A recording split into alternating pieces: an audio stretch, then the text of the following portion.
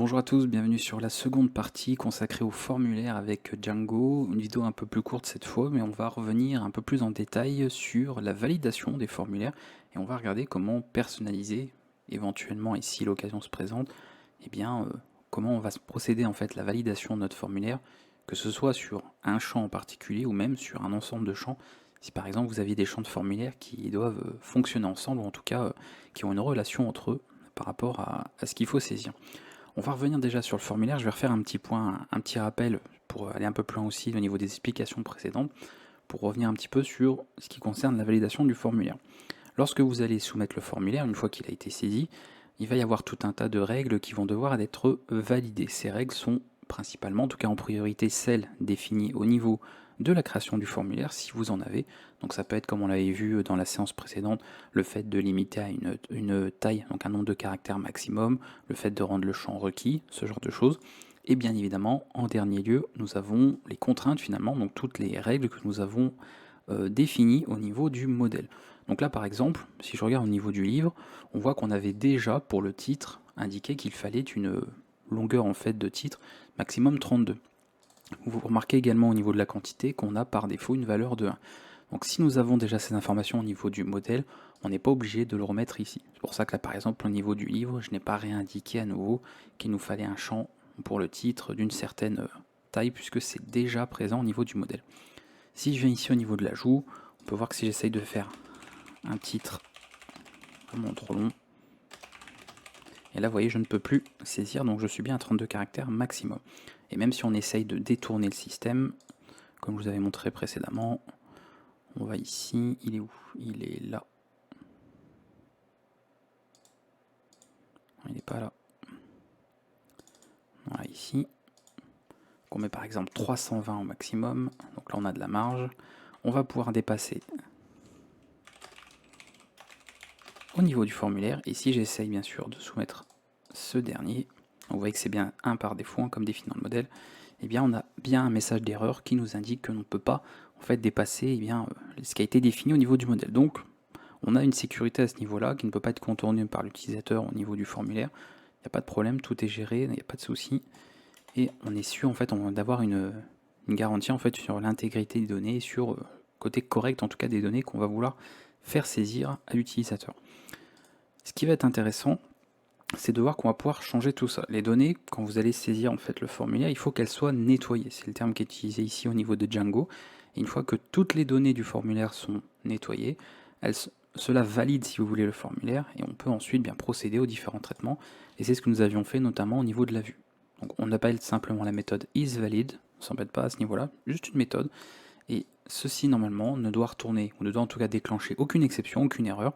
Et dans ce cas précis, s'il n'y a aucune erreur de déclencher, c'est que toutes les données ont bien été nettoyées, toutes les données ont bien été validées, et dans ce cas-là, on entre bien dans notre condition, et on peut effectuer le traitement que l'on veut, il n'y a pas de problème. Donc ça, c'est la partie, on avait vu, principalement, en tout cas, ça fonctionnera très souvent comme ça, puisque vous allez, encore une fois, définir des règles, principalement au niveau des modèles, voire au niveau du formulaire, et ça va couvrir, en tout cas, énormément de cas et de scénarios, en tout cas, possibles.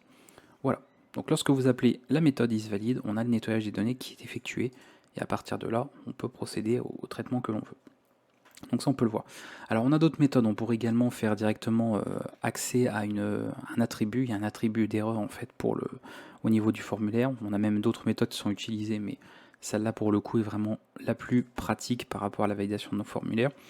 Et nous, on va aller un petit peu plus loin, parce qu'on va voir un petit peu ce qui se passe, déjà en écrivant nos propres règles de validation, et en voyant justement qu'est-ce qui en fait génère une erreur lorsqu'on veut saisir quelque chose, qu'en fait nous avons une exception avec un message d'erreur pour informer l'utilisateur en tout cas du pourquoi de l'erreur et de voir un petit peu ce qu'on peut faire avec tout ça.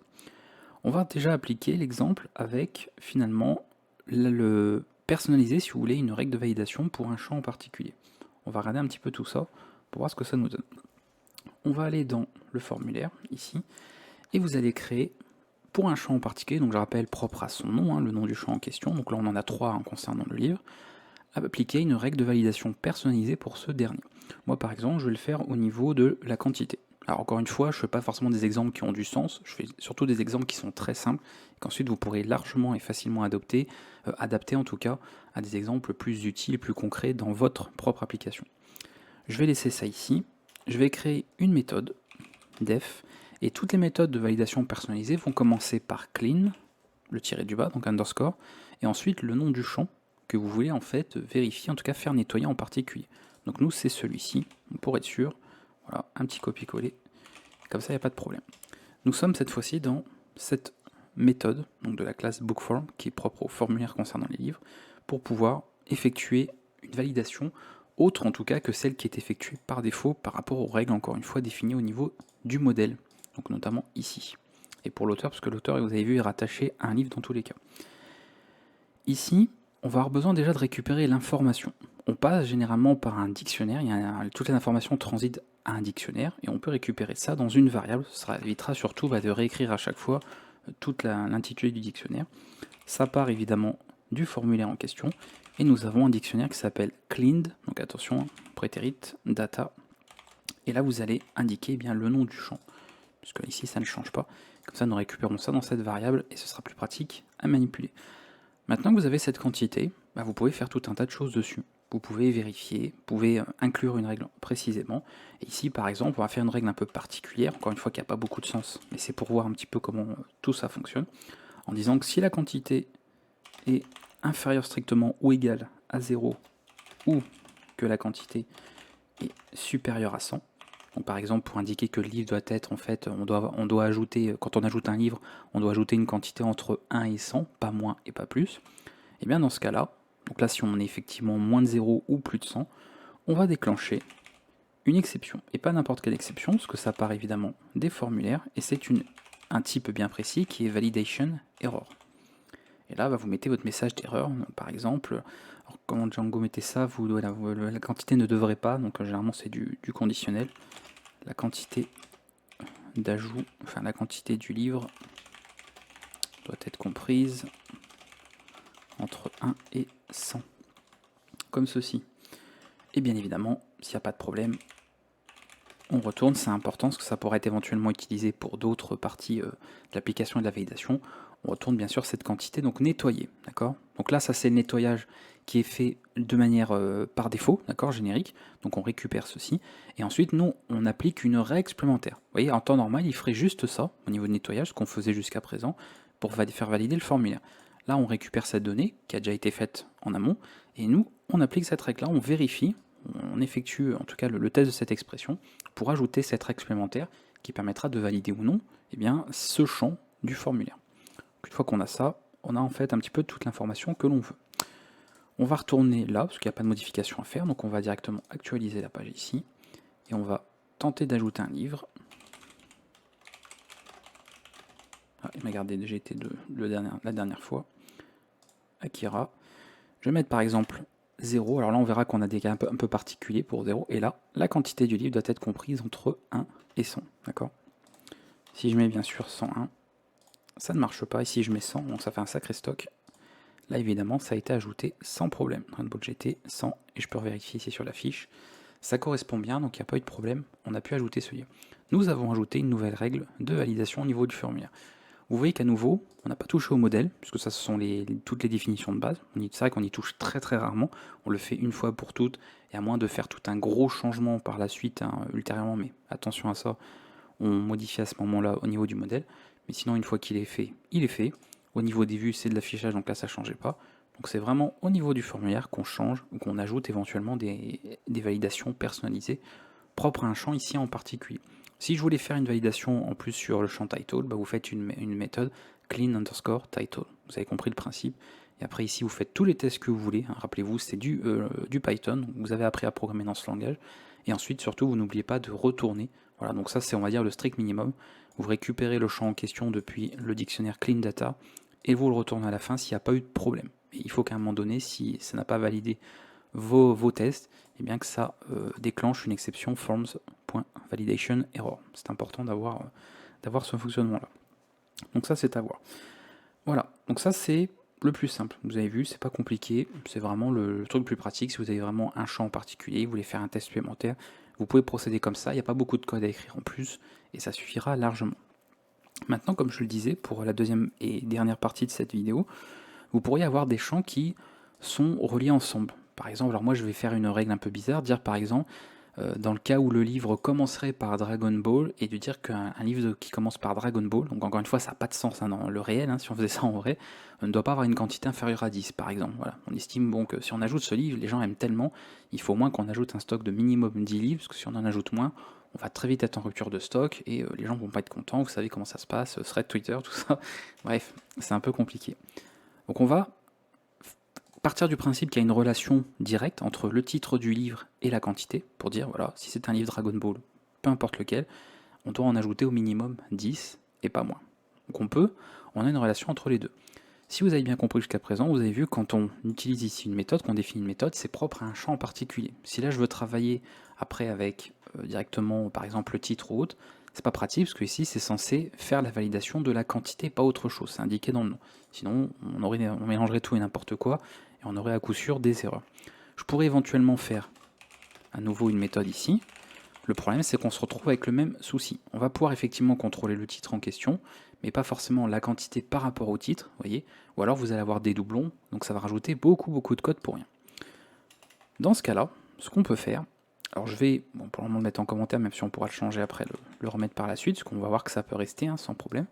Je peux utiliser une autre méthode, un peu plus complète. Alors par contre, il m'a mis... Pourquoi il m'a mis ça comme ça? Ah non, c'est bon. Je pensais qu'il m'avait tout décalé, mais non.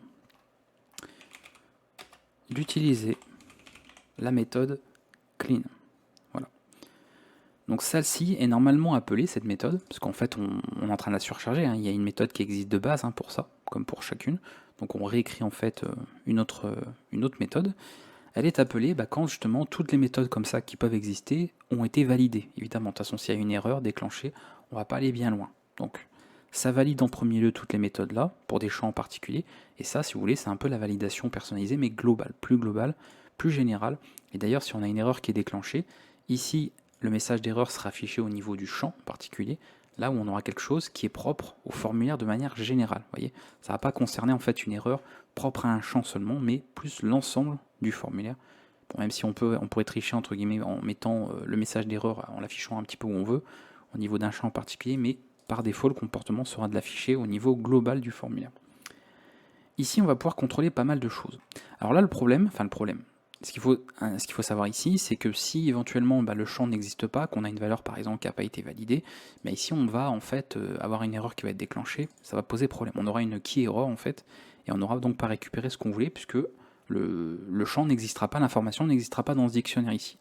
Comme on ne veut pas ça, on ne veut pas ce genre de problème en tout cas au niveau du nettoyage complet, on va plutôt utiliser la méthode get des dictionnaires. Donc là, je vous ramène au cours, au cours Python et la vidéo notamment concernant les dictionnaires, puisqu'on avait vu tout ça évidemment dans cette vidéo.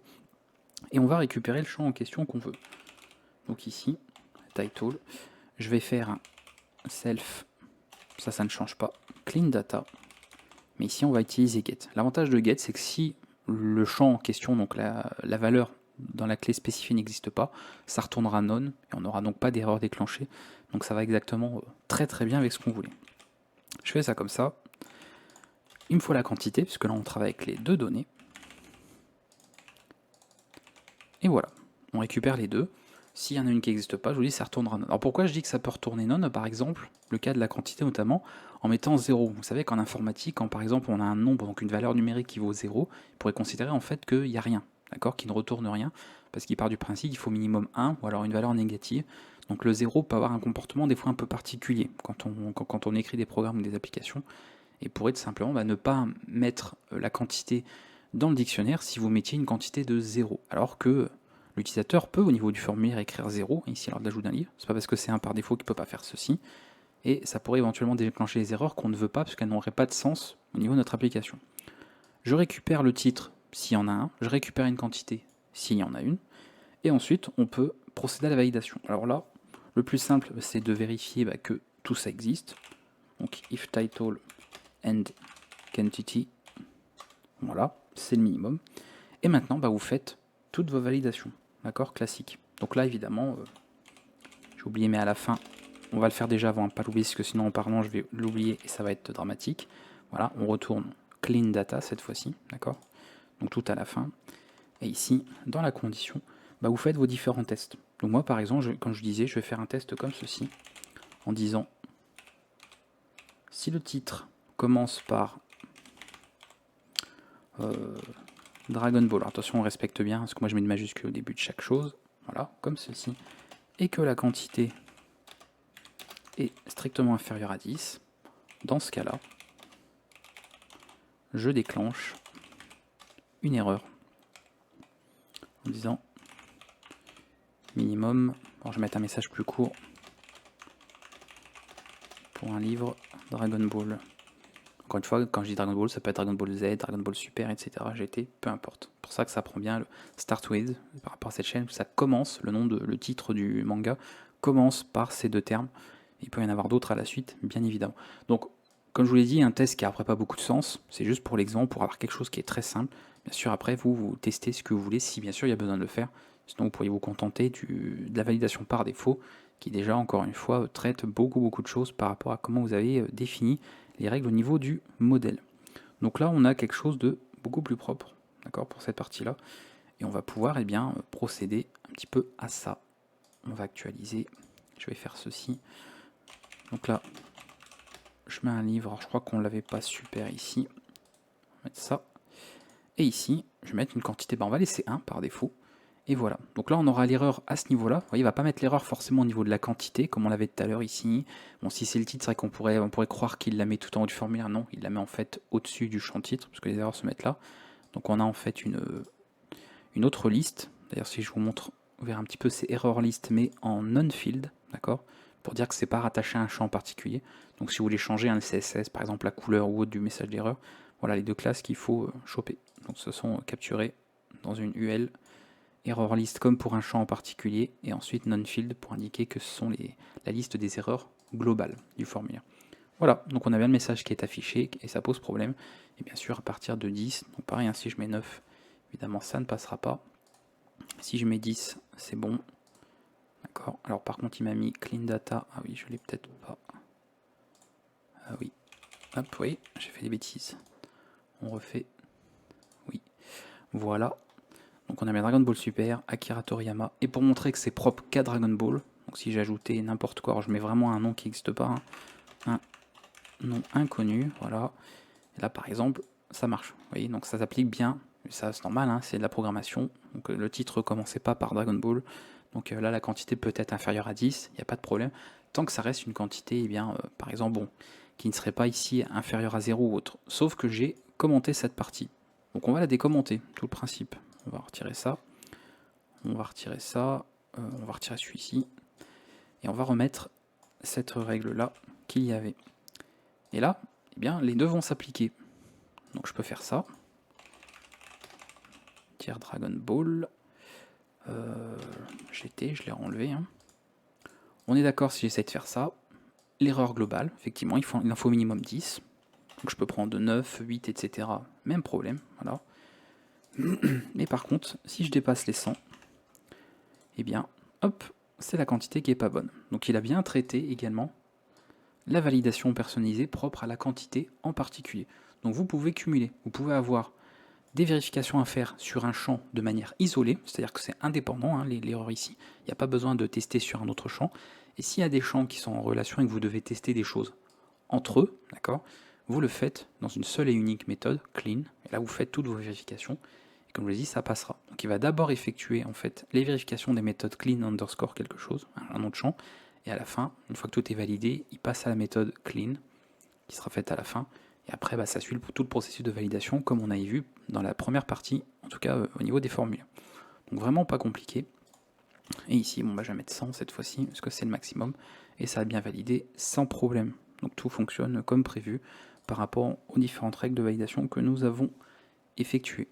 Voilà qui termine cette deuxième partie sur les formulaires. Vous avez vu que c'était pas très compliqué, ça n'a pas rajouté grand chose de nouveau, on a passé quand même plus de temps sur la première partie, surtout aussi parce que je voulais vous montrer un peu les différents types de champs qu'on pouvait écrire, et encore on n'a pas vu la totalité des champs, en tout cas des codes possibles avec Django pour écrire des champs de formulaire. On avait plein de manières aussi de tourner les choses et personnaliser un petit peu les choses. Ensuite, on a fait une validation propre au modèle, on a travaillé avec un modèle, et là dans cette seconde partie, on s'est contenté de faire un peu la validation des données, mais de manière personnalisée, si vous voulez l'ajouter. Encore une fois, et pour terminer, je rappelle, ce n'est pas obligatoire, c'est toujours la même chose, Si vous avez défini ici des règles suffisantes au niveau des modèles et éventuellement au niveau de la création des champs du formulaire, ça suffira. Là, c'est si vraiment le système Django n'est pas capable en fait de faire des vérifications. Par exemple, ça, le validateur par défaut ne peut pas savoir que je veux une quantité entre 1 et 100 pour un livre. C'est impossible, il ne peut pas le deviner. C'est un besoin que je veux en particulier, spécifique, c'est un besoin arbitraire. Donc dans ce cas-là, vous avez forcément besoin d'écrire un validateur personnalisé pour le faire. Et ainsi de suite. Pareil, ça c'est une règle qui est bien spécifique, que Django ne peut pas effectuer de manière automatique, ne peut pas deviner. Donc c'est vraiment propre à ce cas. Si vous n'avez pas de besoin d'effectuer des tests ou d'avoir des vérifications aussi spécifiques que ça, ou que ça, et que vous pouvez vous contenter de choses qu'on fait simplement en programmation, hein, la longueur maximale, le fait que ce soit unique, le fait que ce soit requis, ce genre de choses, eh bien, pas de problème. Vous pouvez vous contenter de ce que vous avez défini dans les modèles, de ce que vous définissez dans les formulaires, et passer par une validation classique par défaut, comme on l'a fait dans la première partie concernant les formulaires. Et ça, vous avez vu que ça marchait très bien aussi. Donc ça, c'est vraiment un petit plus si vous voulez personnaliser davantage pour des règles bien spécifiques. Je vous laisse avec cette partie. Pour la suite, mais on va passer à d'autres petites choses. On arrive quand même très très rapidement à la fin du cours, hein. Je vous dis, il y a surtout pas mal de choses qu'on pourrait éventuellement aborder dans des tutos si on veut compléter, mais au niveau du cours en lui-même, on a quand même quasiment fait le tour un petit peu de tout ce que je voulais aborder avec vous. Donc là, il vous manquait surtout cette grosse partie, parce que les formulaires sont quand même on va dire une partie très importante et un peu essentielle quand même quand on fait des applications, notamment des sites web. On a du mal quand même à faire sens, qu'on est très vite amené à demander des données à l'utilisateur, sauf si on produit simplement un site statique, où on distribue de l'information et sans plus. Mais là, maintenant que vous avez vu cette deuxième partie sur les formulaires, vous avez, à part quelques petits détails, mais vous pourriez créer normalement une application, un site web assez complet, avec quasiment toutes les fonctionnalités qu'il vous faut, même s'il nous manque une fonctionnalité quand même en particulier qui est importante aussi, et sur laquelle on va s'attarder pour la suite, qui est l'authentification. Hein, tout ce qui est lié justement aux utilisateurs, les permissions, c'est un peu la grosse partie qui nous manque finalement pour avoir quelque chose de complet par rapport à ça. Je vous dis à bientôt pour la suite, on se retrouvera bien pour une prochaine séance pour parler justement des utilisateurs, de l'authentification, des permissions, tout ça, tout ça. À bientôt.